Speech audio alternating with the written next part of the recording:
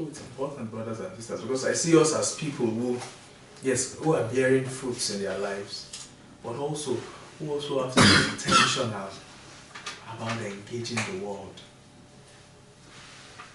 Because in that, we are ensuring that there's production, that this production, it's not only enough that my life is producing, you know. It starts to make sense when other people are producing because of my life. It starts to make sense because of that. The hope is that David, in 20, 25 years, 30 years, would make Alex a grandpa. Naira will make Jake a grandpa. Even though the thought of that now is like, come on. But that's the goal ultimately. That there's a generation, there's a spiritual generation of laborers for the kingdom. And that's why when God was blessing Abraham, He was saying that I will bless you, I will bless your seed through your seed. I would say, okay, it was Jesus. But He also said, your children's children, I will bless them too. So there was the seed He was talking about, but even generations too. God was concerned about them. I remember Ishmael. Ishmael was a mistake. And Abraham was sad. And God says, no, I'm going to bless him too. But Isaac is the one through whom the promise will come. But I'm going to bless Ishmael too. And so God's kingdom is moving that way. How it's moving, we don't know. We don't know. And that's why we see, maybe in the East, in places like China today, we see the churches growing. And we wondered, how is that happening? You know, in places like Syria, in places like Pakistan, where in Egypt, where it's a taboo, and we see it growing in leaps and bounds, and we're like, how is that happening? It is God. It is God who is moving His kingdom. And the thing is, it is God. It says, my zeal will achieve this. It is God. We can't be. Well, I don't know if it's a sweeping statement, but I don't think we can be as enthusiastic as God about His kingdom. No. Because it has cost God everything. God put Himself on the line. God put His life on the line for the sake of this kingdom. That is what He's doing. That is what all of His purpose is about.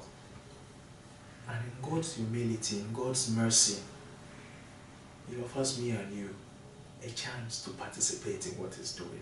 That's the humility of God. God came to Abraham. He says, I will bless you. I will do all of this. God said, okay, Abraham, I'm going to swear to you. I'm going to swear to you. And God swore to Abraham, I will surely bless you. And we see that all of these blessings came in 2 levels.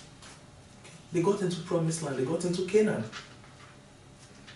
Even though many wasted on the way, but they got into Canaan so that at the end of Numbers, Joshua could write that not one of all of the Lord's good promises to Israel failed. It says everything was fulfilled. But had everything been fulfilled, then Jesus had not even come. But to his own understanding, God has fulfilled everything. But we see David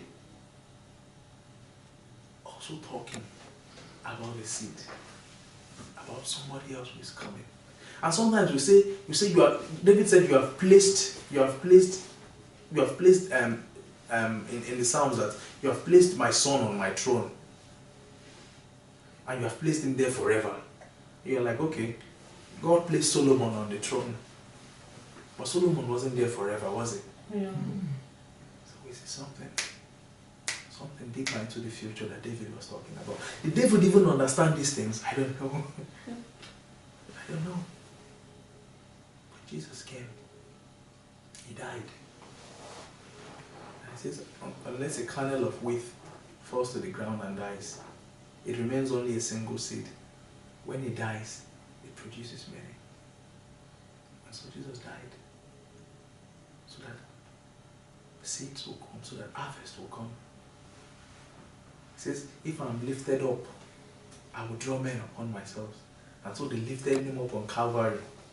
And he has been drawing men ever since. And God invites us, brothers and sisters, to participate in these things. And for me, it's a glorious privilege. It's a privilege that we shouldn't take for granted. In our lives first, but also as we engage our world. In our lives first, and also as we engage our world. And I pray that God will truly help us to be good incubators of the world, to be good land, to be land that takes in the seed, that retains it, that perseveres, and that produces a crop. Whatever the capacity of that land is to produce a crop. Some land are good, they can produce 100, some can produce only 30, but that they both produced, and that is what matters to the farmer.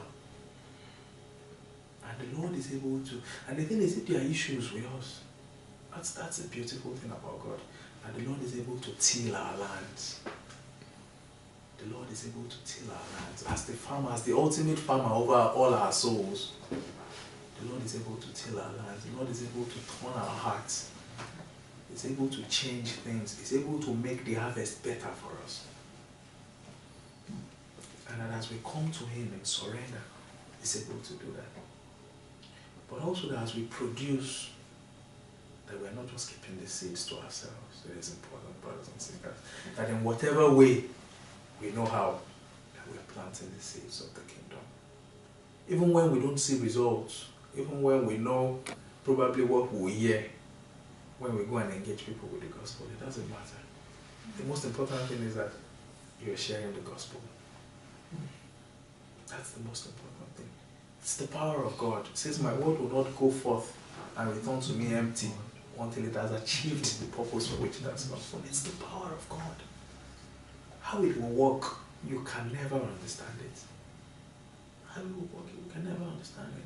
So God was speaking to Peter. And the same thing that God had to convince Peter about, a Gentile centurion had gotten it already. You know, God was speaking to Cornelius, who was a Gentile. And the angel came, and he understood the message of the angel. And he sent for Peter.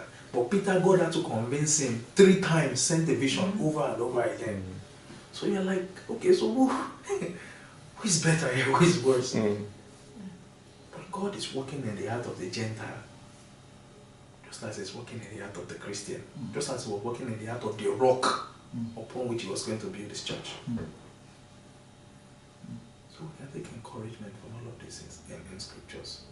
And the prayer is that God will help us as we continue. Amen. Amen. Thank you so much. Thank you.